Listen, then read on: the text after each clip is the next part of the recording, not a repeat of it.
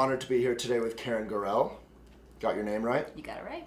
Of Yoga Journal, the new editor-in-chief, the boss lady of the new Yoga Journal. So we're going to talk about, there's a lot of changes, improvements, some tough changes, and Yoga Journal, as most people know out there, is sort of the voice or the steward, or not, of the yoga community, which is huge. You guys all did a recent study, right?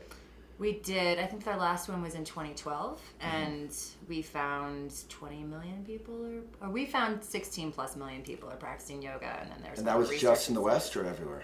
That was just in America. It's Yoga in America study, yeah. So it's about the same size as golf, I think I read in that study. Yeah, it's about. It's a funny I know, it's a weird analogy, comparison. but it's a big community, and it's only getting bigger. So we're going to talk about all that and more.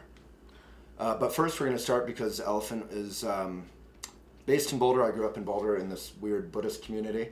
We're going to start with a bow of mutual respect and a reminder of our mission, your mission in your personal life, and with Yoga Journal, and same with me. And readers, you can, or viewers, you can join in, and then we'll begin with a moment of meditation, which Carin has generously allowed me to foist upon her. So, thank you so much for joining us. Oh, it's my pleasure. So the bow is basically you just take good posture, kind of root your sit bones. Everyone watching can join in. Your sit bones kind of connect with the principle of earth, solidity, details in your working life. That might be emails and all that kind of thing.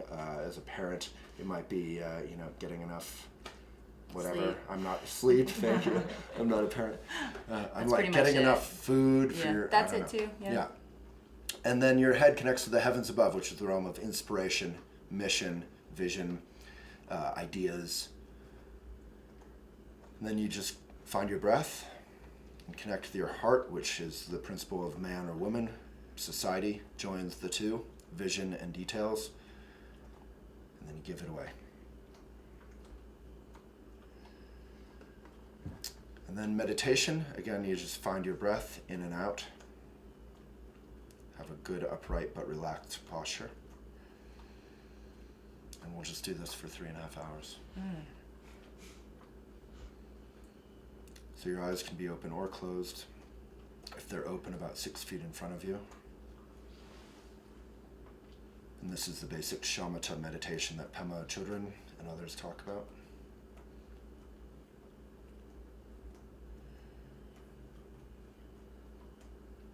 So just put your attention lightly on your breath in and out.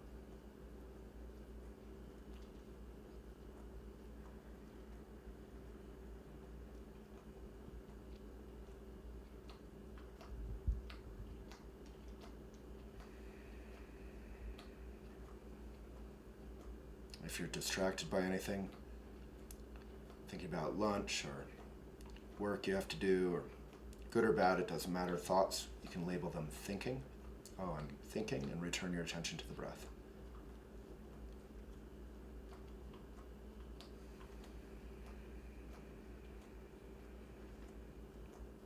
And that's it. Thank you. That was lovely. The whole time I was distracted by my dog down here busily. So then you just label that distraction? I did. You said it at the perfect time. I was like, let that go. Well, because I got distracted. I know. I was like, I feel a little licking. a little liquor happening down there. Yeah, so we have a sweet dog down here. Yeah. So, Carin, how long have you been at the helm of Yoga Journal? I started last December, part-time, and then it was like half days. You were just an intern, and you moved up through the ranks. I did. They were like, yeah. A lot of people had to be pushed out of the way. Pretty vicious. I shoved them out. No. Yeah. No, but I actually came back early from maternity leave, and they let me start half days in December, so I really took over full-time in January. So how old is your child? He'll be 1 next week. Uh-huh. Yeah. So about the same as your tenure. Almost. A little bit. Yeah, a little bit less. Longer. Yeah. Or my tenure is less right. than his months on the earth. So how's it going so far? I think it's going pretty well. Yeah. Yeah. Is it stressful? Yes. Do you do yoga when you're stressed out about it? I try to. Is that like working? It's one of those things where I've always found this in my career that the more focused I am on reporting on something and the more into it I am and the more time I spend doing that, the less I actually get to enjoy the thing that I'm talking about. Mm-hmm. So it's like making ice cream or baking. You can probably get sick of both. I'm not sick of it. I just don't have time. I mean, I think that's probably everybody's struggle, right? Pull out quote. Carin, I'm sick of yoga. No. Yeah. No, I'm anything but. But we have yoga in our building every lunch hour, and I every day say I'm going to go, and almost never get to go, which is a real bummer. So, but I'm trying. But then you go at the end of the day like normal people. Maybe. Sure. Yeah. No, I have to go home. I have like an hour and a half after work to go home, feed my little guy, put him to bed, and that's really important time. The two most powerful relaxation techniques in Boulder are drinking beer and yoga. Yeah. So. And those things go together. Now they go together in breweries. They're doing yoga in the brewery. So I know. It's we perfect. just had a staff dinner at You did? Sanitas where they have yoga and and elephant beer, which has nothing to do with you. but Oh, we I'm take like, credit. you should. Yeah. There's not much money in new media. Maybe we'll get into beer. Some serious questions. Your yoga journal is about to hit 40. Yes. It's a big milestone. Yeah. I just hit 40. I know that's hard to believe. Congratulations. No, you look 20 if a day. We're very close. Yeah. I like you. And then Yoga Journal Conference in Estes, at least, is about to hit 20, I think, next year. That sounds right. Yeah, I know it's our oldest. I should know. Yeah, it's our oldest running conference for sure. But that's you don't have to know everything. I do not. Yeah, and I'm the first to admit it. Yeah, I read an interview with you and Ravi, who's a friend of mine in Boulder, and he had some tough questions. He did. Yeah, he did.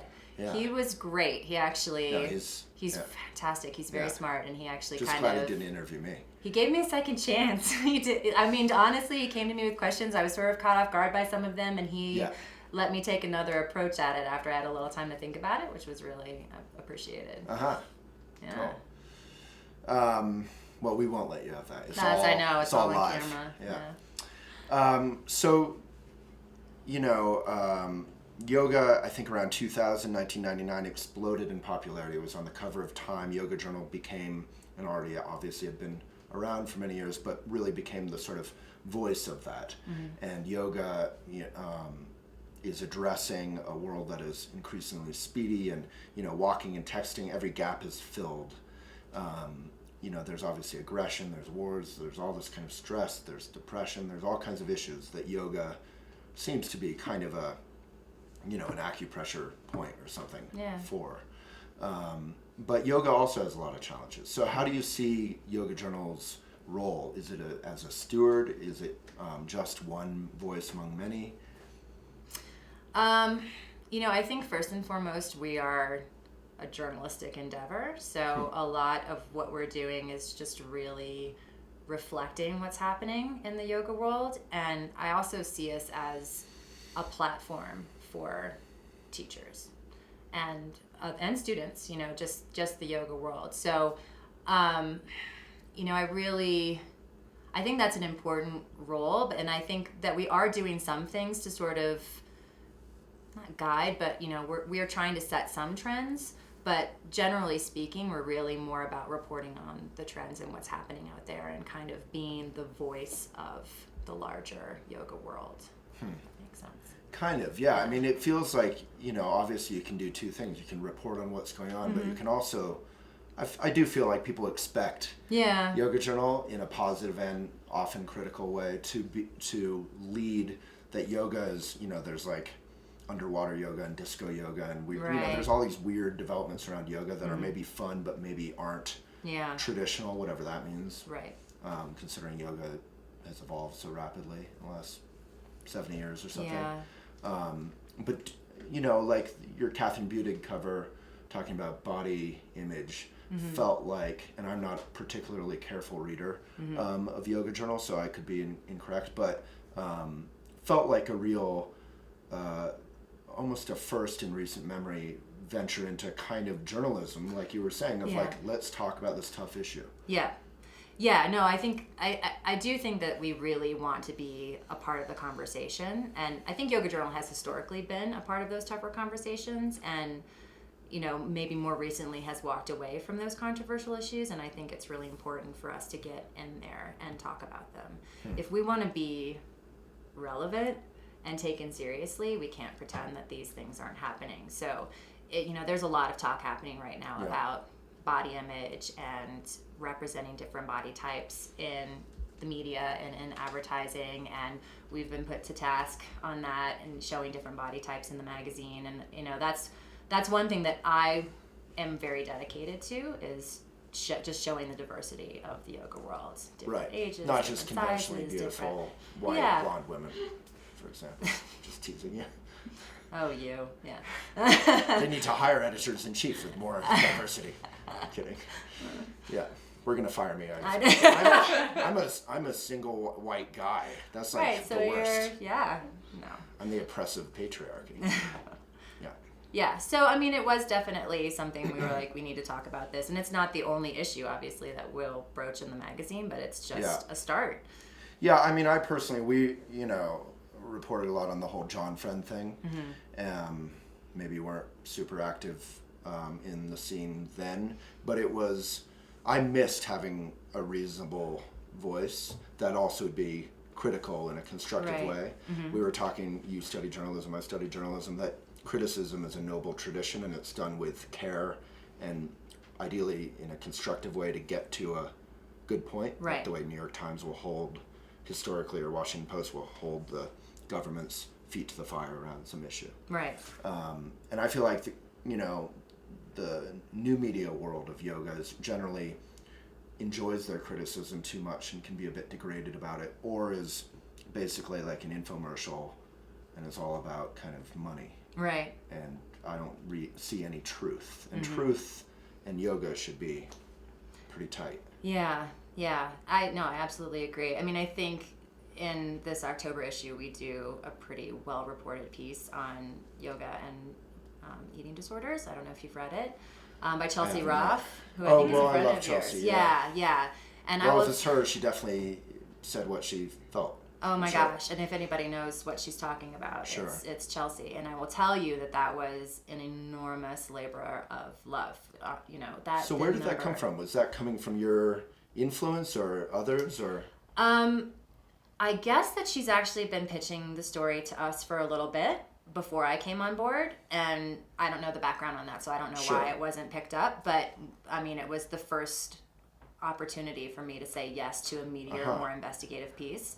And I think I met Chelsea at a coffee shop in Boulder back in like February or March, and we talked about it. So we've been working on it for a long time.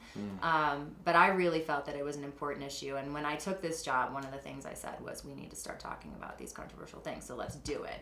And she was a great person to do it. And it was, the goal in it was to be very fair and balanced, and not to be, pointing fingers and laying blame, but to show what's actually happening out there, and to show that there are good and bad sides to everything, and we all need to be talking about it, so that the more you talk about something, the closer you get to finding a good answer.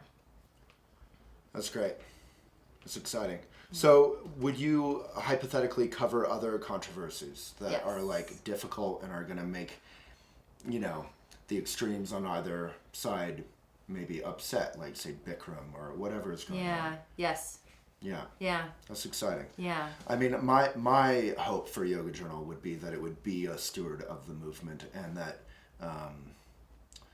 we've interviewed Richard Freeman and dozens of yoga teachers and we have the same conversation, I feel like, every time, which is that it's the best of times and the worst of times. The growth is amazing. You have to be accessible, but you have to have depth. Right. So how do you do both? Or are you going to aim to continue to, I mean, that's like a yoga pose, right? It's stretching in both ways. Yeah. It's really hard, honestly, to find that balance. I mean, we have such the market is huge. Like, number of people who do yoga is huge. Where they are in their practice varies so much. So we want to be a good place for anybody wherever they are in their practice, but it's impossible to do. So I want beginners to feel welcome when they come, and not to feel, because yoga can be a little bit insular, right? Like there can be some barriers to entry to people who are nervous about, I don't know how to do the poses, I don't know Sanskrit, whatever it is that keeps them out doing it. So we're trying to make it a welcome place, but we also want to have these deeper conversations too. So really what I do in every issue is try and look at the balance of what we're doing in the book. Like, we can have little shorter, little newsier, trendy moments, but then those pieces like the, yoga and eating disorders, deeper dive into a harder topic. I mean, that's that's there for the other side, for the more advanced and the. Yeah. But to me, that feels more like depth, as maybe you were saying. But like, would you do, articles about yoga philosophy or, the kind of nerdy stuff that maybe I wouldn't read because I'm not that smart, but that, the yoga community that has been around for a long time might find something to connect with. Yes, absolutely. I mean, I think... Softball question. Yeah. Yeah, of course. The answer is yes.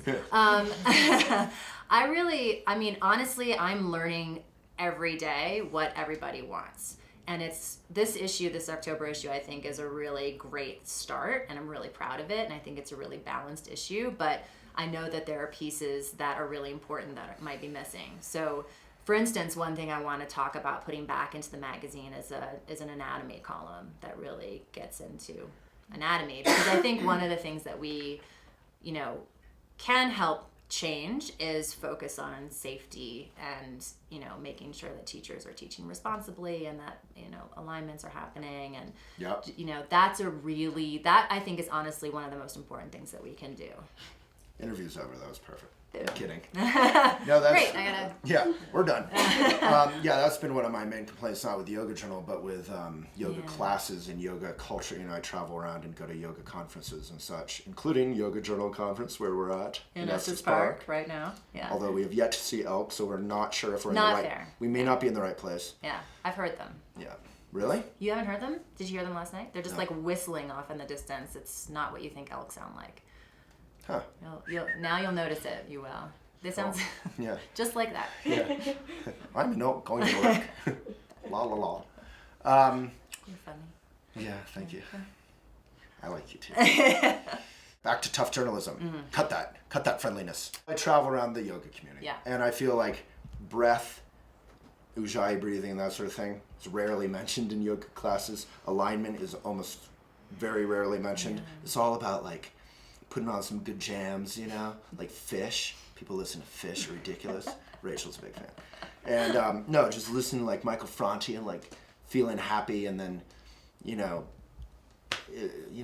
just feels very kind of love and lighty to me, the scene. Yeah. And then you go study with someone like Richard Freeman or someone who's rooted in some sort of study and tradition, and you feel the caring and the compassion and the excitement and the depth of this tradition. So obviously it's a kind of fun challenge. How do you keep it super accessible and yet help shape this tradition that's evolving incredibly rapidly before our eyes? Right.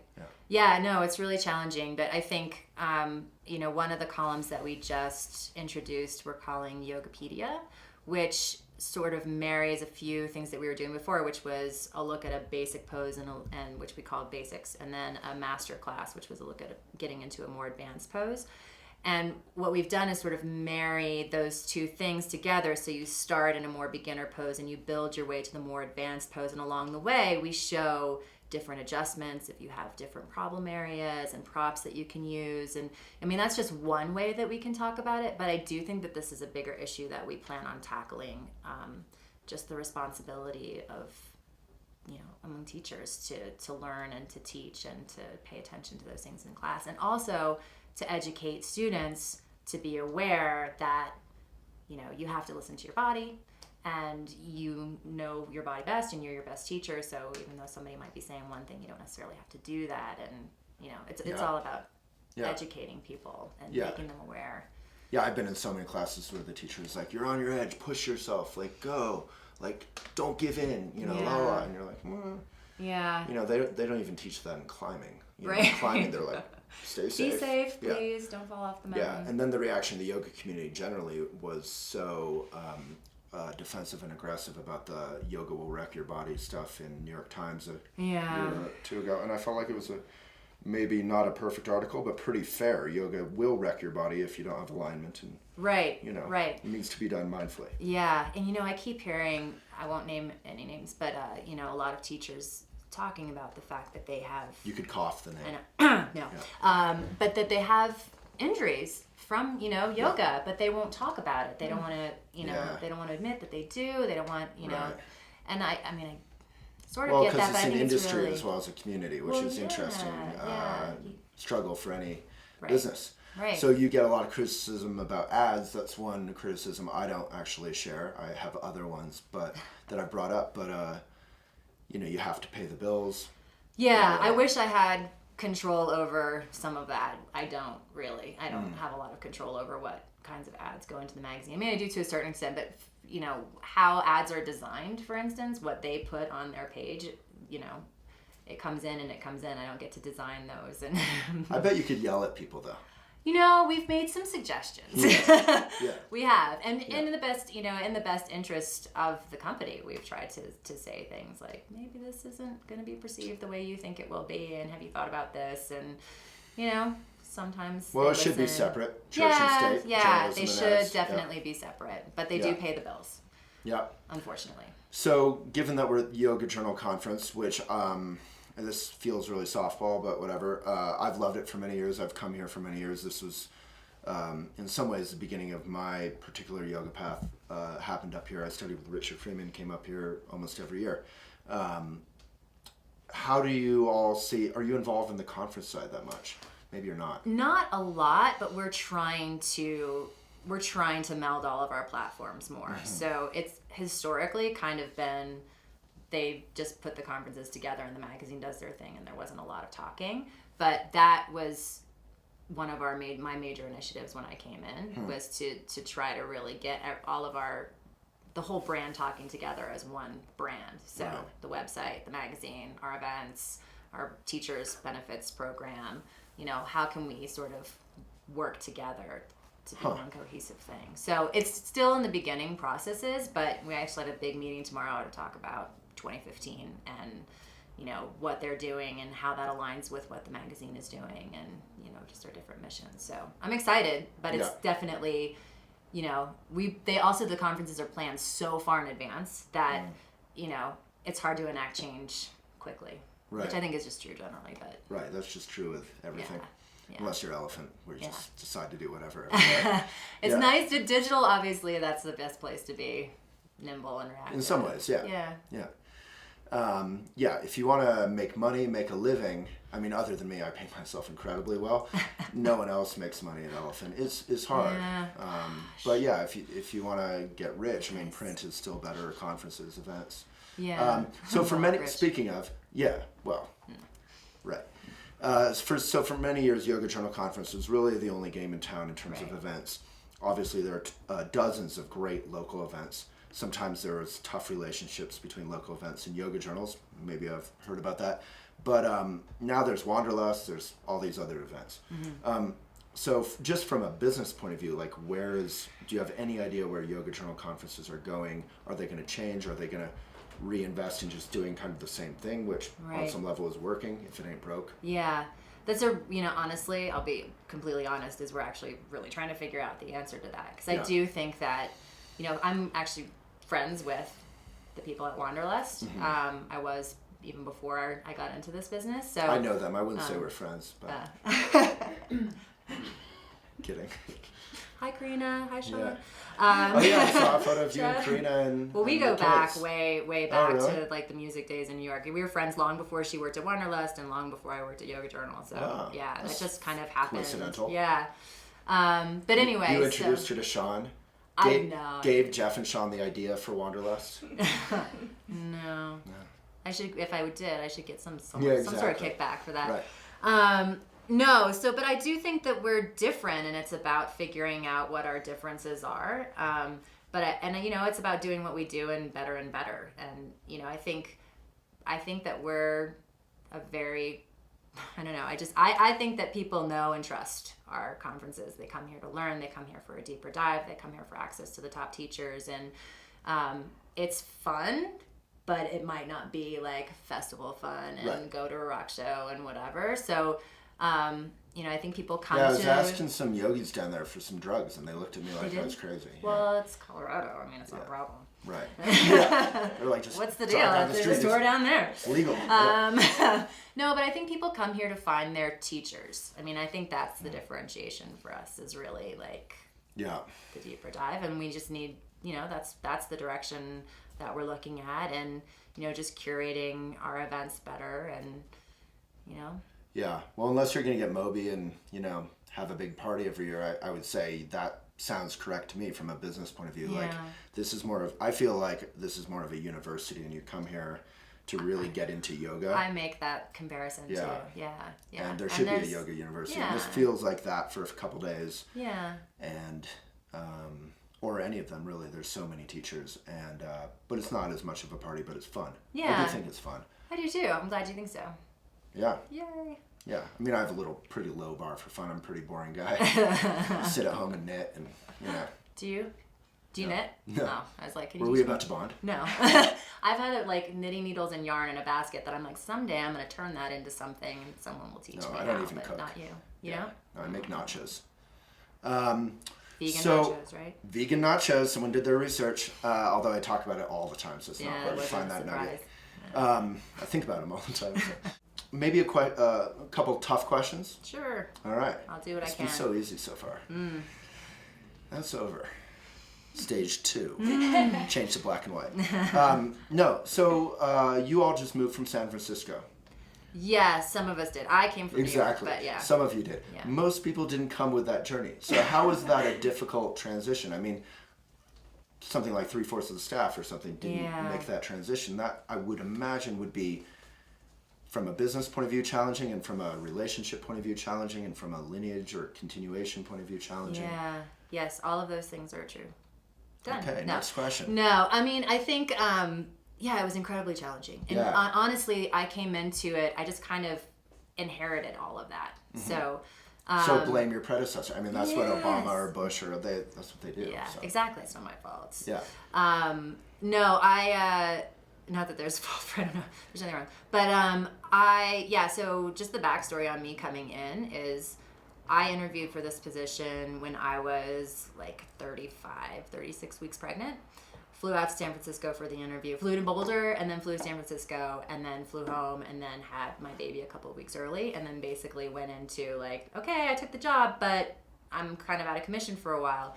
And they had to keep the magazine going. So, and they knew, I mean, honestly, I think a large part of who didn't come was just they didn't want to leave San Francisco. You know, they're just, that's where they lived and that's where their family was. And I know some of the former staffers and a lot of them are still involved. Finding a whole new staff. Yeah. And which losing I didn't some really relationships. have. That sounds. Yeah. I didn't really have painful. any role, honestly, in who was hired and anyway, so yeah, they were out without an editor-in-chief for a while, and I think they had to keep the magazine going, so they did, and then they moved people here, and then they brought in other people, and it's been sort of a piecing together process for the last year. Well, Jean's over here. We love Jean. We love Jean. We love to Jean have Weiss, our managing editor. that AIM moved you to Boulder. Selfishly, being a Boulder publication, it seems fitting. Yeah. As a blog that will go unnamed mentioned, you moved from a hippie-friendly fun town or whatever it was to another hippie-friendly fun town.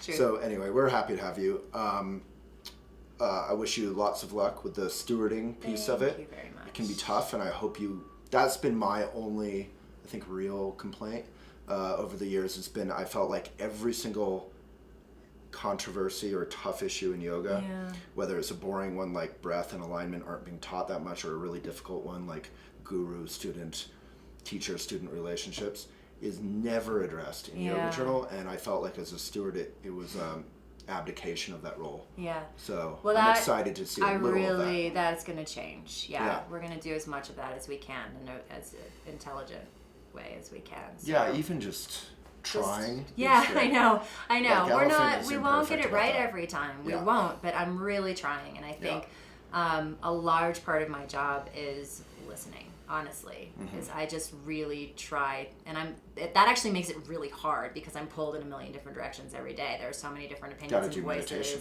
I know, but it's yogis. I will say one thing about them is they're so engaged and vocal, and they all have great opinions, and they all want to be heard, and I want to listen, and it makes it, That just sounds like Americans generally. Yeah, it's true. It's true. But I appreciate that, but I have a lot to learn, and I'm trying to, respond to what they're asking for, and that's what they're asking for.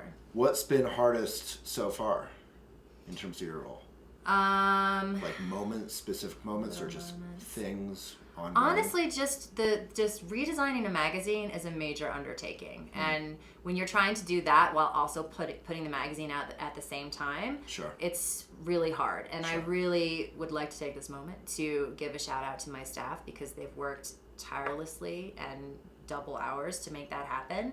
And I think people should know how small of a staff we are and how much we try to do. How small of a staff are you? I mean, there's like 9 of us. There's 5 editors and 3 art people and 1 web person, basically. And then there's advertising. Well, What other? Yeah, there's There's our advertising. So total, how big is it? I 20 don't or actually. something? Yeah, maybe that's probably about right. We're really small. Yeah. You know, we don't. I come from Condé Nast, where just the editorial staff was 40 people. Yeah, you were at Self. I was at Self for a long Right. time. Yeah. So yeah, we're trying to do a lot, but we're I love very Self. small. I'm such a Self fan. I bet you're Never not. read it. No, Yeah. that's okay. Yeah. So how is it different, Self to Yoga Journal? I mean, obviously, lots of differences. Yeah, lots of differences. I mean, Self is a general health magazine, and Yoga Journal is it's a niche magazine. So there are actually some similarities. And what I did at Self, I was the health director there, and I did a lot. The story that we did in this issue on yoga and eating disorders is the same exact kind of story that I worked on for years at Self. Mm-hmm. That's the kind of stuff I did So there. you're just bored at this point. Yeah, I'm bored. I'm over it. Yeah. Yeah. People and their health. Yeah. Yeah. Just want to be well. Yeah. Want to be happy. Yeah. So anyway, yeah, I mean, the audience is different and the topic is different, but there is a lot of overlap. Well, thank you so much. Thank you. If anything, I was too nice. Yeah. You were a little too nice, but I appreciate it. All right. The blog will be rude. So we're going to do a second one in 2 minutes with Carin right now on 5 things every yogi should know. Okay. I just made that up right now. Great. Thank you so much, Carin. Good luck with Yoga Journal. Thank and on you. behalf of the yoga community everywhere, we expect and wish you great success. Oh, thanks. I appreciate that. So Carin Gorrell, Yoga Journal. As always, you can subscribe to Walk the Talk Show, our video series, youtube.com/Waylon H. Lewis, or SoundCloud. Thank you.